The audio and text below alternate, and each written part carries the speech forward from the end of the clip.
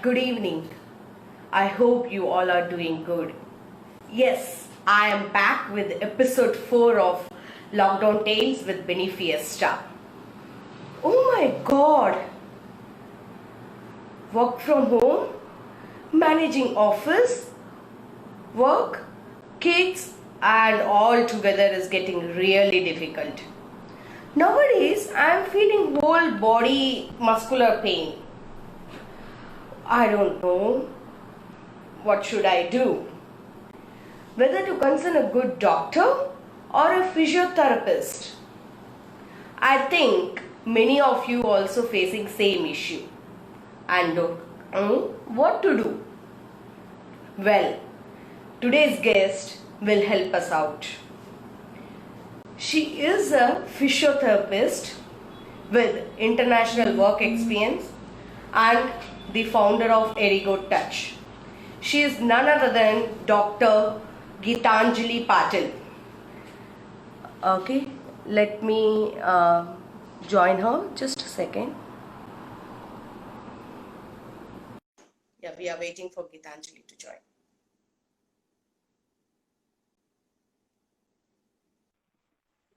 Hi, Mamta. Oh, hi Geetanjali. Hi, hi. Hi.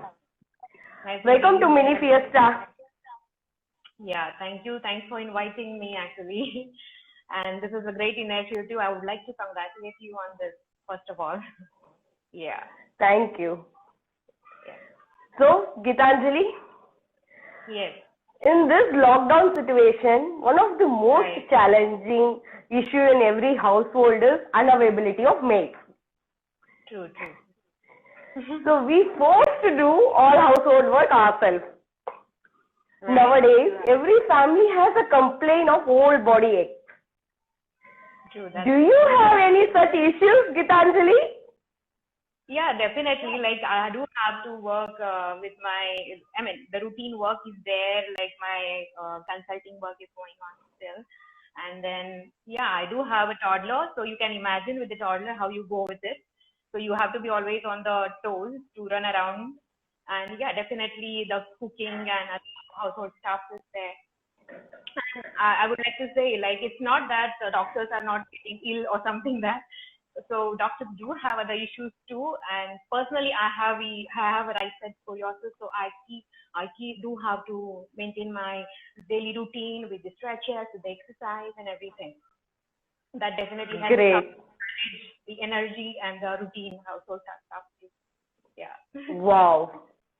So yeah, if doctors are facing issues, then people like me definitely who have Yeah, already a back pain history. yeah, definitely. Because being doctor, one has to get that benefit of treating immediately, and immediately you will start doing something for yourself, which actually beneficial for your body. Immediately, once you treat your problem, that gives you better relief actually. So that's how it helps me always. That when I feel some kind of stress or a sickness in my body, immediately I release myself, and it helps me. Yeah. Great. Good, good.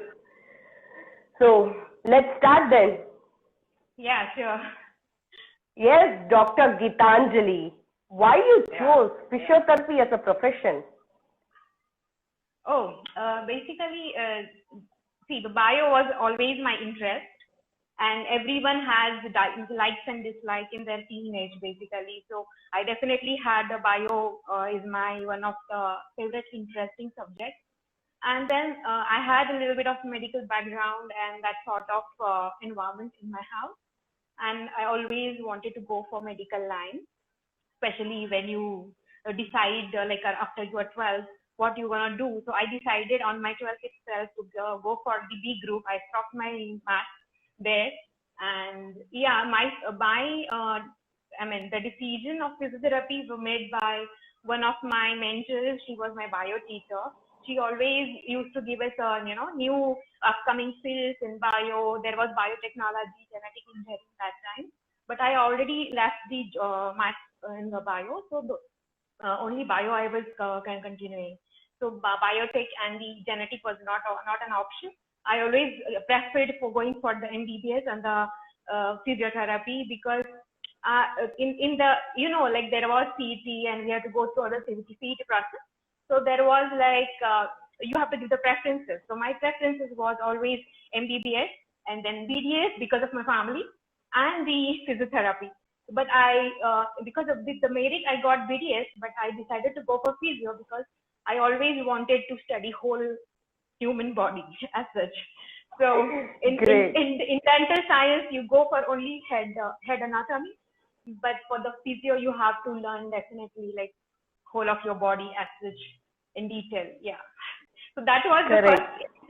It was a physiotherapy. Yeah. Right. So there was something tempting you to study whole bones and all the parts of your body. You open and see it like in a mechanic, correct? Yes, true. That's good, true. good. Great.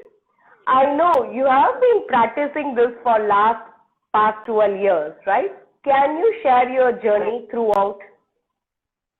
Sure. Like as everyone knows, like physiotherapy course is for 4.5 years. Like last 6 months will be your internship. So I done my internship basically in the Krishna Medical Institute. It's my bachelor college, and I did my externship in the Aditya Birla Memorial Hospital in Pune.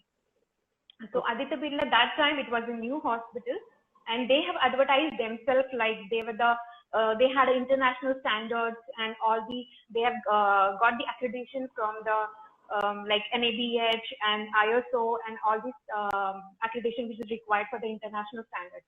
So that was one of my attraction to go there, and luckily I was the first intern there. So obviously I had a lot of learning curve and I learned a lot and got the good ICU exposure in Aditya Birla. They have good ICU setup. And after my internship, I got the the job. First job was in Nobel Multi Speciality Hospital. That was also in Pune, in the Hadapsar Magarpatta city. If you have heard of IT companies are there. So they're the project of Magarpatta city, the Nobel Hospital, which has 300-bedded hospital, and also they have quite developed departments in all the fields there. And also under them, I got the polyclinic experience where the clinic was set into the Magarpatta city itself. So I got more exposure with the IT people with the neck pain and back pain issues. Also because of all this kind of tie-up, we used to deliver the ergonomic lectures in the Accenture, and if you heard of all these IT companies, the well-known, which are there, so we used to deliver all the ergonomic lectures for them. So those kind of exposure I got in Nobel Hospital. Overall, there is other stuff like pediatrics, from pediatrics to the like all the IT issues. I got all the experience, especially in the Nobel. That was my foundation to build up myself actually. And afterwards, I got married, and then I took admission for masters in ortho and sports. My basic interest was in neuro always, but because of and basically I was a little weak in the ortho, so I decided to go for a master's in ortho to develop myself more in ortho. And after that, I moved to the Thailand, like after my master's and all masters in sports and ortho. I was in the Thailand, and there I got the exposure in the international hospital, which is in top 10 international hospital in the world. It is called as Bamrugad International Hospital in Thailand. I was the only first and last observer there to get the experience. They never allowed afterwards anyone to be there. So I was the luckiest to have that exposure. And yeah, then in the Thailand, what happens is, I started, as I came to know that in Thailand, the foreign doctors is not allowed basically to work. So they are not giving Thai license to the foreign doctors who have studied abroad outside Thailand. So there are Thai Indian doctors, but there are no like the one who have studied outside. They used to come for on-call visit or something like that, but they are not working there. So after going through all that process and getting to know how it works in there, but once I came to know that it is not going to work, like as a physio, I cannot work with any hospital or any clinic like that. Then I started, as I have done the Pilates, mat and ball work certification, then I was interested in yoga, obviously. So I started with the therapeutic yoga and Pilates, mat and ball, my classes basically. So with that, I started getting, like, I came to know the people, and people are getting to know me basically as a physio. But meanwhile, we are coming to that point again about my journey with the arthritis. So after that, for the good, we moved to the Dubai basically. For after working in Thailand for 3 years more, we were in Dubai for 2 years. So in Dubai, I was with a good, like it's a well-known group basically. It's called the Prime Healthcare Group. They have like multiple clinics in overall UAE, like 12 to 13 clinics in UAE. So I was with the in the good location of Jumeirah, like it is famous for locals over there. I was the only physio over there to handle the physiotherapy clinic in Dubai, basically. That's how my journey till now. And we recently moved to India for the same reason, for the good. And then I'm going with my plans, new plans here now. Yeah. Great. Wow. What a journey, right? India, basically in India, Pune first, then Thailand, then Dubai, and now India, Bengaluru. Wow. So nice journey you have.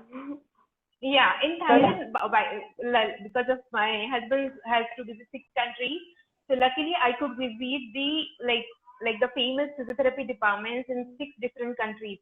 So I came to know that how they are developed or how they are working on a physiotherapy, at what level they are working. I came to know about 5, 6 countries. That's how I feel sometimes lucky for myself. Like I could visit all those places and came to know how the physio is going on all over, like Southeast Asia almost. Yeah. Great. Wow. So, what is the difference between physiotherapist, osteopath, and chiropractors? Okay, so first of all, this is very confusion for all the local general people who don't know exactly what is chiropractic, what is osteopath, because these two concepts came from the western part of the world. Generally in US and Canada, they started there the osteopath and chiropractic as a course, as a proper course and degree level course. But how it started basically, as in earlier ages, people used to set their bones. We used to call them bone setters. So initially in US and Canada, there were also bone setters like in India. But yeah, definitely they have studied further. They scientifically studied the whole how it works and anatomy, physiology of body. Everything they studied, and they prepared their proper syllabus to get the degree, and it's a proper 4.5 years old degree. But the difference between the physio and osteopath and chiro, there is a small difference between osteopath and chiropractic. Basically, the chiropractic mostly go with the high velocity thrust, which is called as clicks. It's in the layman language, people call it as a clicks, which is sudden sound when they suddenly give the jerk on the joints, and it gives you a click. So generally, they work on the spine. Also, they work on the peripheral joints also to improve the joint function and strength and muscle power. Everything they work, but it's mainly focused on the spinal issues like your back pain, like disc issues and everything. Postural issues is the main thing where your body alignment gets disturbed and they correct your body alignment. These are the chiropractors. But the osteopaths also do the same manipulation. In physiotherapy, we call it manipulation. They call it adjustment. So there are some differences in the terminology. But also in the osteopath, what they do is they approach the patient in a holistic way. So what they think is they go with their psychological issues. They study their they take the history in that way, and then they correct themselves in different approaches. They use the different muscle relaxation techniques like myofascial. They use the instruments to release the muscles. They have their own set of techniques to release your muscles also, and also your spine, and they correct the adjustment.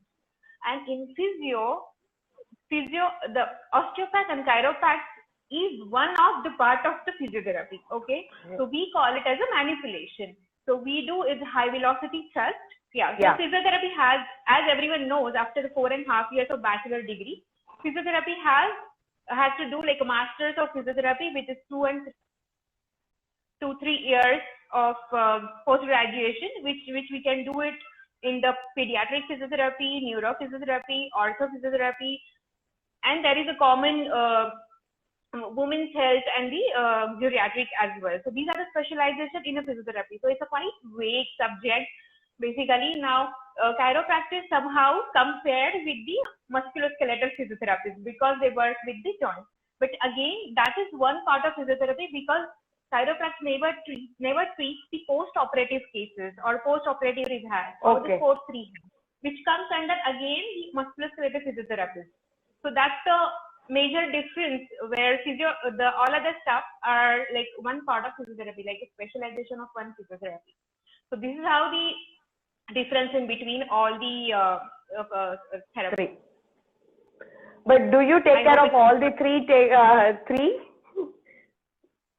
I do manipulations, but I'm not I have not done like a diploma in the manual therapy. But yeah, I have studied the final manipulations, and it's in a basic course. Also, I have done the certification, extra certification for high velocity thrust.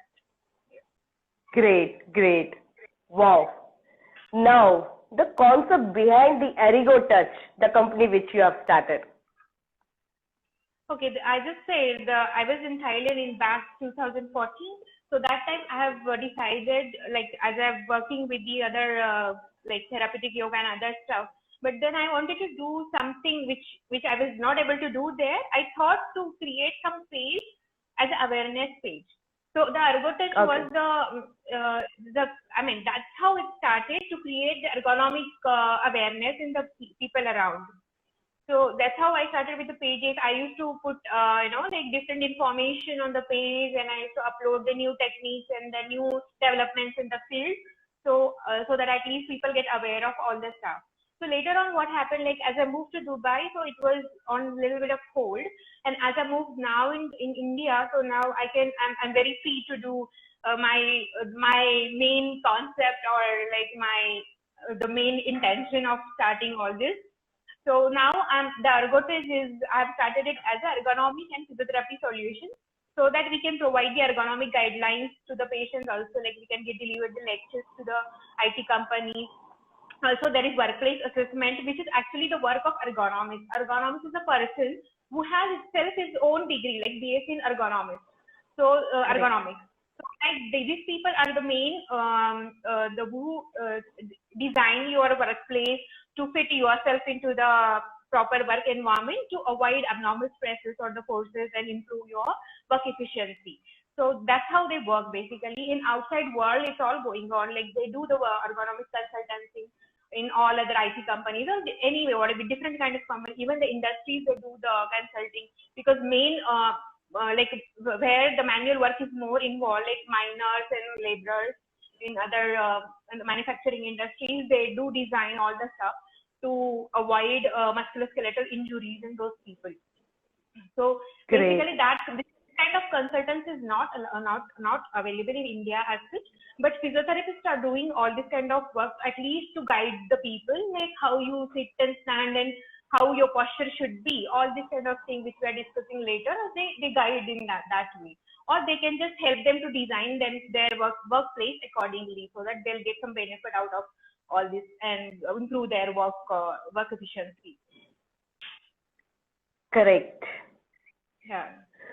So when we are discussing about the workplace ergonomics, right? What are the common issues at workplace ergonomics? Yeah, basically the common issues, especially with the office ergonomics, like you are sitting on the desk for a longer period of time, working on the computer, the laptop for the longer period of time. So there, the commonly seen issue in our clinic practice is especially the forward head posture, where the people are going like this on the computer. They are going forward, hunching their shoulders forward, and then because of that, they are going into the forward head, the abnormal deformities in their neck and the upper back, which is leading to a lot of stress in their neck muscles, upper back muscles, chest muscles. They end up into the lot of tightness and continuous. Initially, it starts with the discomfort. People start moving like this. You must be experience this. That when you were to sit for a little long time, you start feeling some kind of discomfort in your upper back, neck. And and it's a natural body tendency to move. It's there. Body will tell you to move. We should move. So I just want to emphasize people, keep moving, even though you're working for a longer period of time. Take mini breaks, which I'm coming back again on this. but that's how the main issue. So neck pain is commonly seen, and also with the neck pain, once it becomes chronic, it gives you different kind of other symptoms like dizziness, giddiness, or cervical headaches from the neck to the upper head. You start feeling continuous pulsating pain. So that gives you, Okay. like different kind of um, you start. You feel like it's something like a vertigo or this kind of symptoms you see. Yeah, it can lead to cervicogenic vertigo. So it goes till that level. People can get panic afterwards. So they have to consult doctor at that point. So the second commonly seen issue is lower back pain. Yeah, when you don't sit properly, like when you slouch yourself, especially while working, and you go around like this and while working, or you're turning and doing your computer is opposite side or some angle which gives you abnormal pressure at one side, and it makes you tight at one side, which gives one-sided low back pain. So this kind of abnormal postures will lead to the low back issues. This is very common, and people like we generally advise to get up and walk around and sit back again. That helps you to reduce that, obviously. And yeah, so one has to do some kind of basic stretches and exercises to maintain their posture and pain and all this, which we are coming back again. And the third, which is commonly seen in the desk job problems, is the carpal tunnel syndrome. So when you are using your wrist on the computer, on the keyboard, or on the mouse, so you go in the repeated motion. So what is repetitive injuries? So this is one of the repetitive injury. Also, we can call it as a compression injury, where one has to keep it continuously like this on the table, and the median nerve in the wrist will get compressed, which gives you numbness and the pain in whole of your hand, basically. So there are some basic common stretches which can do, like this kind of stretch, which stretch your overall median nerve, and then you can do this way also, you can do this way. So this kind of frequent movement in your hands and stretches, which will release the pressure from your nerve, which helps you to reduce all your symptoms and tingling, numbness in your hand. So it's always better who are working on a computer to keep moving your hands also frequently, and do some basic stretches. And if you follow some ergonomic advices, it helps you anyway. So this is related to the desk job, but there are other jobs, like as I said, where the heavy workload is there, like in the miners, or the people who carry heavy weights in their hands, or from your back, they generally lift some heavy stuff. So in these cases, arthritic changes in your joint are very common. So generally, knee arthritis is a common, which we can see in all general population. Knee arthritis, hip arthritis, neck, and generally, which is degenerative changes, are very common in those workers. So to avoid this kind of abnormal forces and the stresses in the joint, they generally change your work environment. Generally, if it's too overhead, something you have to take it from the overhead. So you have to be careful, and what angle it should be and what level it should be. And or you're working on some height, like it should be, especially in the kitchen or other stuff, like when we do some continuous work. So it should be in your hip level. This kind of small changes really matters to avoid abnormal forces in the joint. So these changes are very important when you are doing strenuous work. So ergonomics work on those front fields. So to make those Wow. changes in the yeah. Yes. That's why big companies do have a ergonomics appointed to So have all especially these issues set. right, when they do their infrastructure, they consult to the ergonomics. So they generally change according to the employees' perspective. All these changes. Correct. So in this lockdown situation, most of the folks are working from home. What do you suggest them to stay healthy?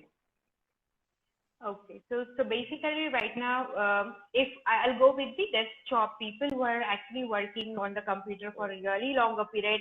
I know this lockdown has increased their workload also compared to other timings, and they used to take tea breaks and some breaks in between. Now they are at home, so they have to be continuous online. So basically, in that case, I will just give you the basic guidelines how your computer should be, how your hand should be, the ideal sitting posture, how it should be. So I'll go with the desk. Basically, at home you have to use the desk.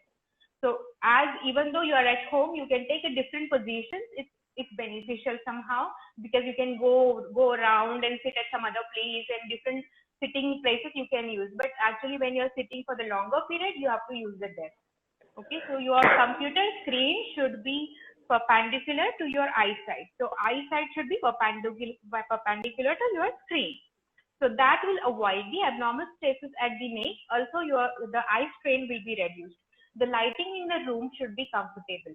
Okay, and then we should use the separate keyboards or mouse if you're working on the laptop, because laptop has very small reach. So one has to go very forward, and then one has to work on this limited range of motion, which gives you different forces and abnormal forces in your hands, in your neck, and your shoulder, which gives you other different issues in the neck pain and other stuff. So I will advise people who are using laptop, they should go for the separate keyboards and the separate mouse. So that will give you at least some good range of motion to move your hands. Then we'll come on to the chair. So chair has to be like office chair generally, which generally people use in the office. It's better if you go for the office chair, or you can make some adjustment to rest your back. You can keep a towel roll or a small pillow at the back, which is at least you can rest your back because of that. And then you can work, your shoulder should be relaxed.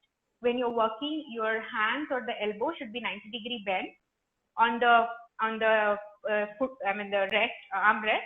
It's always better if you have, so choosing a chair with the armrest. So you can rest your arm properly. It should be 90 so that shoulder will be relaxed and your hands will be relaxed.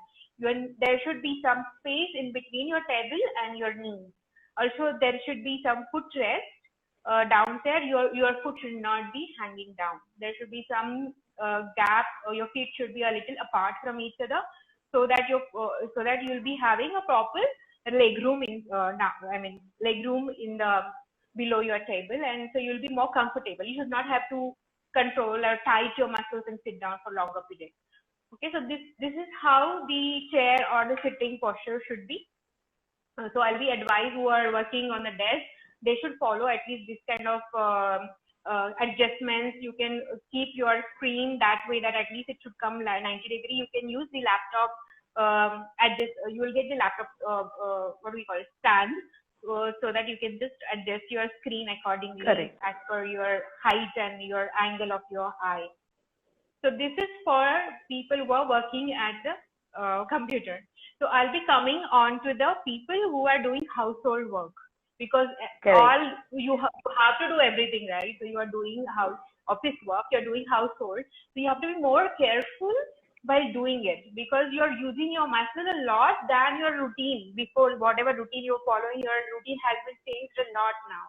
So how you will manage your household stuff? So basically in mopping, I'll be giving 2-3 points how the mop should be. Basically, while sweeping, the ideal posture for sweeping. So while sweeping, you have to be, it's the previous saying what people used to say, that it's better to sweep on your knees, when you bend down on the knees and sweep down.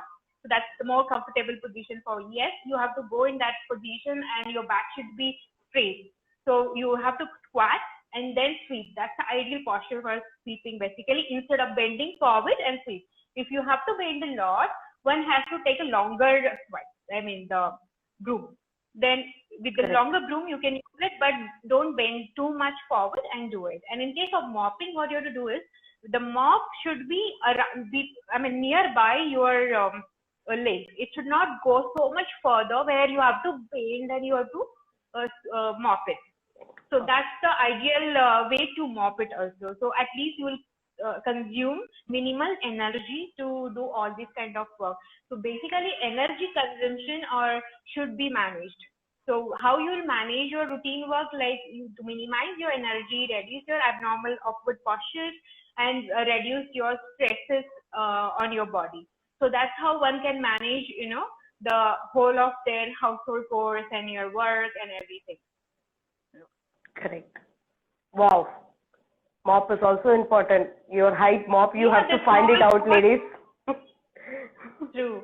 The small things when we are in the kitchen as well, like kitchen platform, like some people have their height is quite more, or some different heights are there. So basically, when you are constructing your kitchen platform, also should be considered like it should be at your hip level. So when your kitchen platform there are minimum forces. So at if you're doing rotis and all, where for longer period you are bending forward, so you have to make some adjustment accordingly, like according to the height.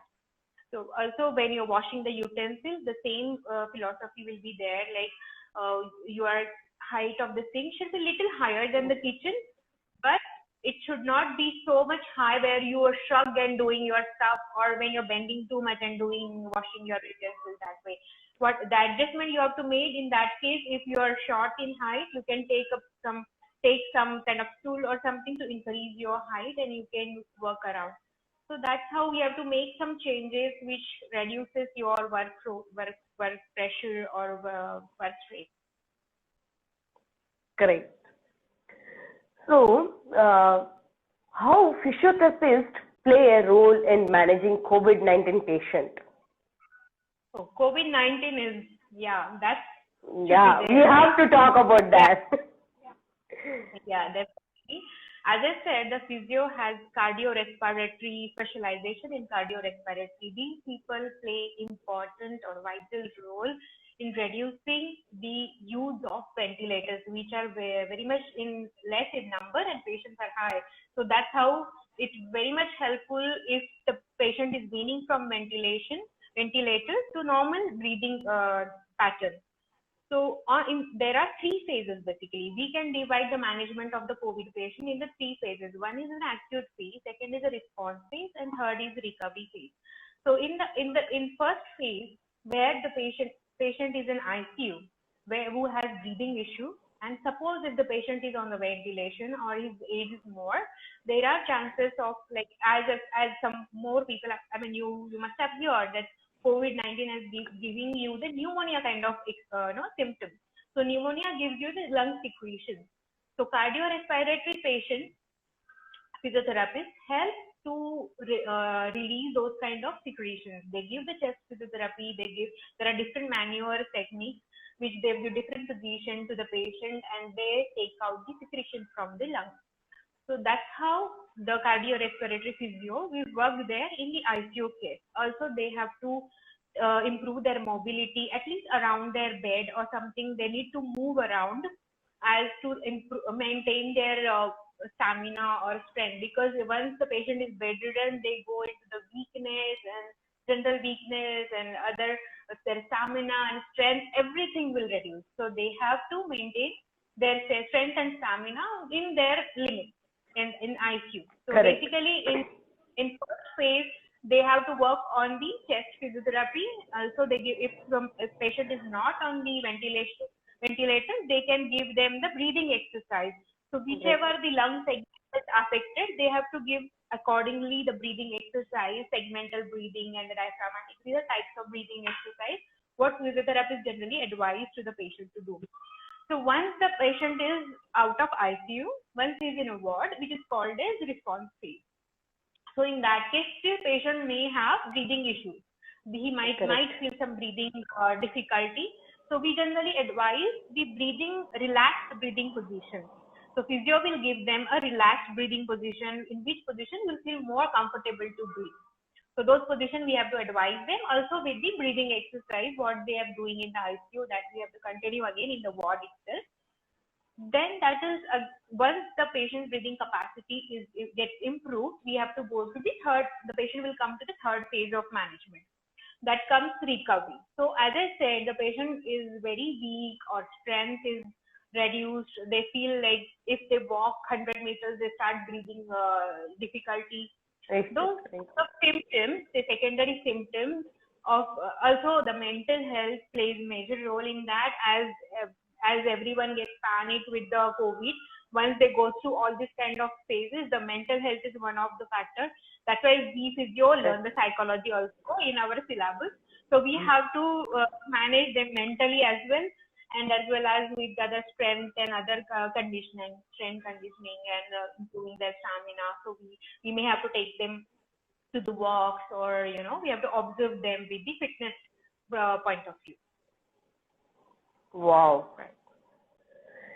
So in in this lockdown, how are you managing your work-life balance? Okay, so basically the I know it is lockdown, quite difficult. if I know it's difficult to answer because it depends on how, as I said, how you're managing your energy, how you are prioritizing your things. I will advise people who are working, like they are the household staff and managing their kids and their work all together. I will advise them prioritize your things, which I do. Whatever the important stuff that you have to give more importance on that day, and then definitely your energy consumption should be accordingly, like energy balance should be accordingly, so that you will not feel tired. Take mini breaks. I will keep advising everyone, take mini breaks in your continuous working routine. You should not hurry up to finish all stuff in one go, finish all the kitchen stuff, cooking stuff within 1 or 2 hours, and then finish all tasks that way. I generally do that. If I'm working for 40-45 minutes, then change your task basically, which will save your energy. Change your task, do something else, change your positions, change your posture, do some basic stretches and exercise in your routine in between. I keep doing stretches you will not believe I do it like every 1 hour, because I'm used to doing stretches in routine while going, in just casually also. That helps me to maintain my aches and pains in a body. And obviously, if you don't have pain in your body, you can manage your whole work comfortably. And if you ask me personally, I really enjoy this lockdown period because I don't have to rush in the morning and finish all the tasks before 9. So like making tiffins, making food and getting ready and making your child ready, it's not there now. So we can take our own time and we can prioritize things now according to ourselves. Before it was not in your control. Now actually it's in your control, where when you get to do a lot of other things also, like other household things. So just then as an example, if I have some appointments for a day, then I don't do other kind of household work like mopping and cleaning. All this kind of stuff we can do later. On the next day you can do it, but on the same day you don't have to pressurize yourself and do all other things to finish it off. You need to give some time to a child. You have to develop their skills also, so that at least you can manage your energy in important work. Correct. I agree with that. That is very much needed, work-life balance. Wow, super awesome. All my doubts related to physiotherapy have got addressed today. Yeah. Thank you. Thank you for sharing all your inputs. Thank you. So while going, I just want to give you tips, like the important things what everyone should follow right now. As summer is starting, please drink a lot of water. Minimum 2 liters of water a day is very important for your muscle health and keeping your muscle relaxed. Second, you have to do, if you're going for some strenuous work like mopping, cleaning, do before and after stretches and some free exercise. Free exercise means you have to go to the extreme range of motion, not like limited range of motion. So free exercise should be going to the extreme limits of your joints, so that at least your muscles are used completely. Muscles are the movers of the body. They should not be at one position for longer period. That's the abnormal like way to handle your muscle. So your muscle needs to move. So that is one of the factors which I'll be forcing or emphasizing more, because that's the main reason you to have musculoskeletal issues. 80% pain in our clinic is because of the muscle, not from your joints actually. So muscle gets affected first. So keep taking mini breaks, stretch breaks, take a walk. That's how, and maintain your right posture. Your right posture, ideal posture, relaxed postures are very important while doing any kind of exercise. Wow. Great.